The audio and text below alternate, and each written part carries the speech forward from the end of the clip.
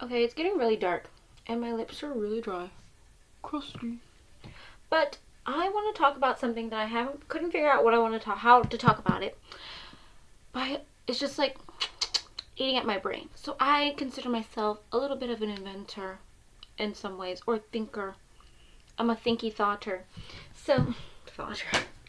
So I got this big whiteboard because I don't know how to edit or do digital effects. So today, if this is it backwards, is about closed loop hydropower. My writing's messy. It's a thought that I've been thinking about for a lot of thinking time. Closed loop hydropower and how it can be used communally versus like how we like to think about it nationally or statewide or something like that, right? So my idea is the idea, and this is an idea that I don't care if anyone steals or patents, as long as they don't make too much money off of it, is the idea called power rooms. Power rooms. If you can see, that's probably backwards on the screen, but power rooms is my idea. What's a power room? Question mark. What's a power room? A power room is a communal or residential space that is used to conduct local community power, to like make power for the community or in the home, domestically, right? And so how do these work? So our options for power are what? Solar, kinetic, hydro, maybe some sort of biogas type thing, so on and so forth. For a power room specifically, I'm focusing on kinetic and hydropowers, which is very interesting to me. How would I do a power room? I know this makes no sense. I said closed loop hydropower, and then we're talking about power rooms. It'll make sense in a minute. How would I create a power room? Let's say in a home.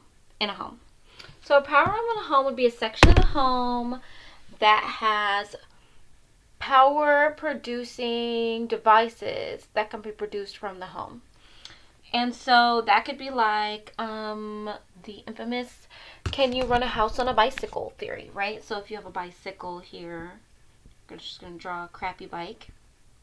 And you've got a little gear system that latches to some sort of motory router thing, sciencey science, that creates some wires that connect to a house and create, electricity. Electricity, right?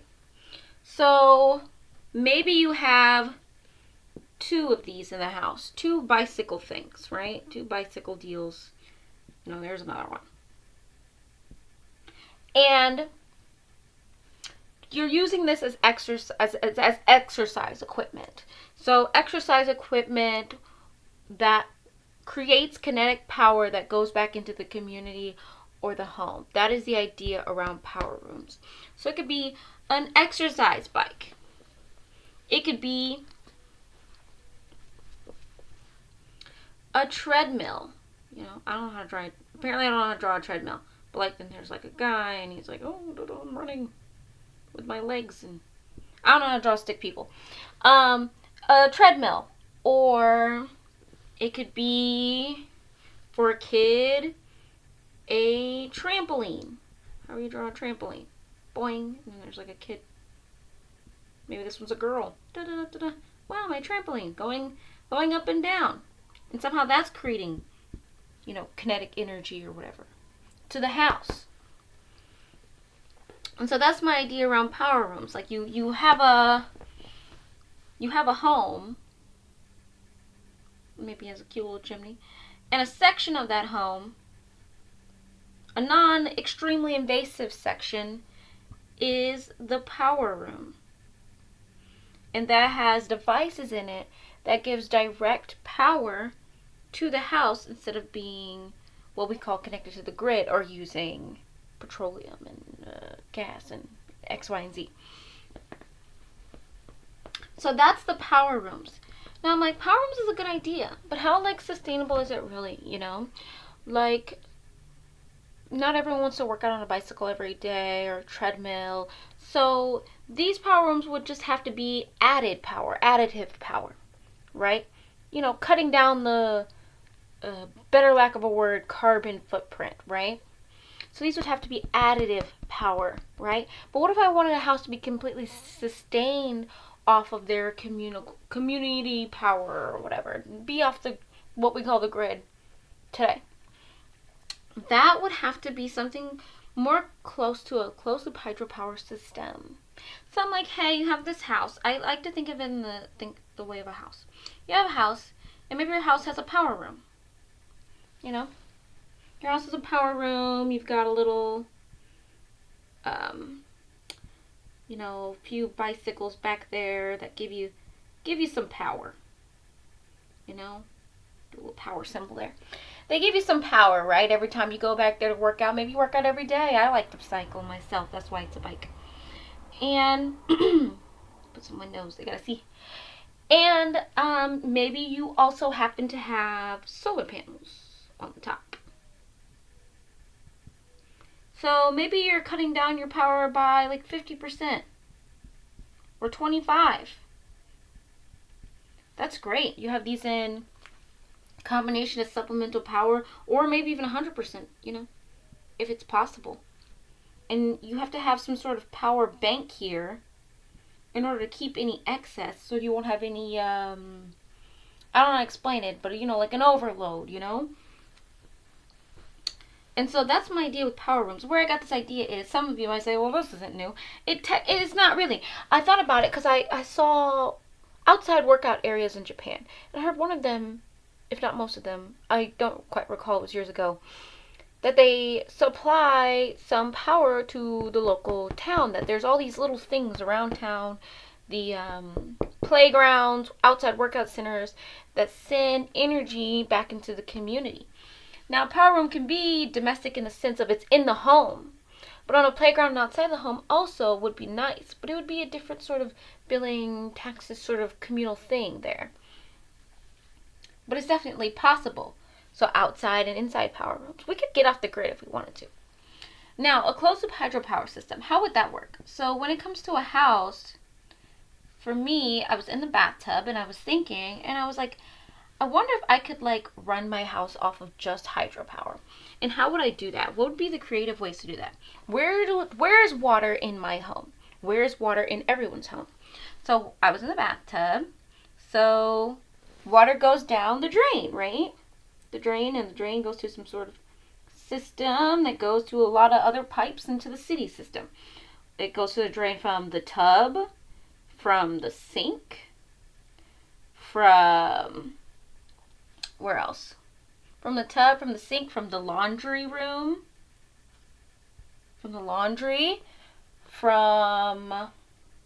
see where else? Probably lots of other things, but water boiler or whatever, And then I was thinking about rain gutters. I was really interested in rain gutters all of a sudden, because it was raining, and I'm like, the rain really rushes down, and they use rain gutter systems to collect rainwater into barrels, right? Wow, looks like a rock. Draw that better. Into rain barrels, right?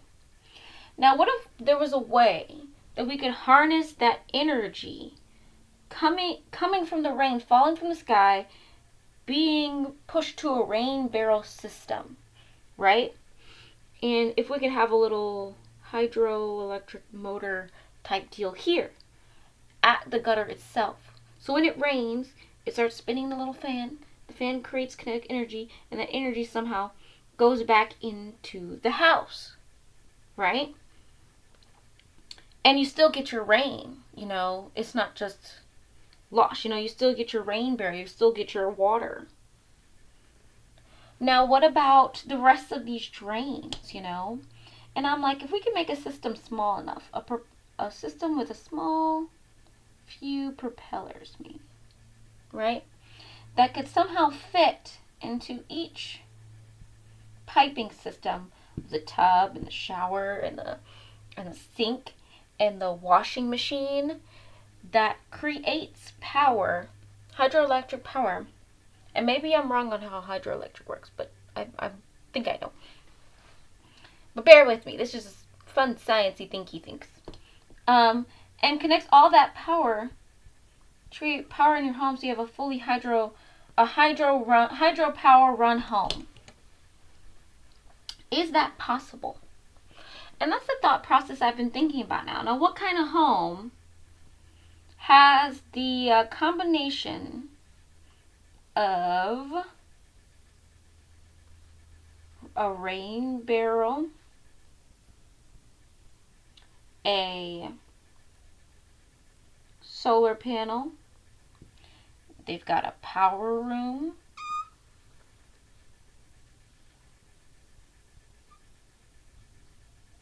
with a little, explained power rooms before,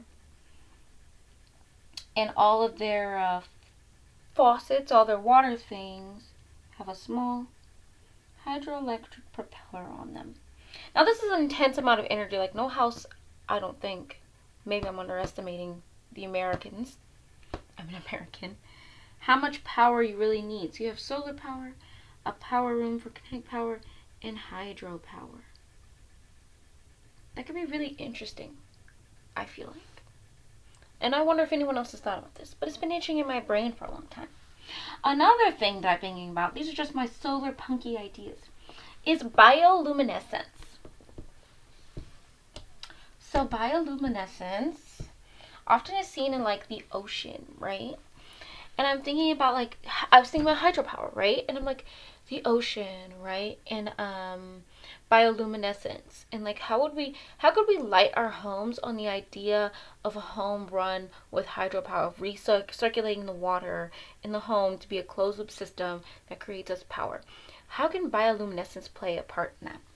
So say if you have a house with these tubes of water trying to rush in different ways to create more pressure so that you get a better hydro system, but that they have little algae babies in it that are bioluminescent as well.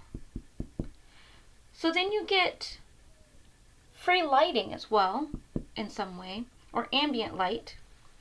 And ambient light and hydropower running to the same home at the same time. It's really interesting.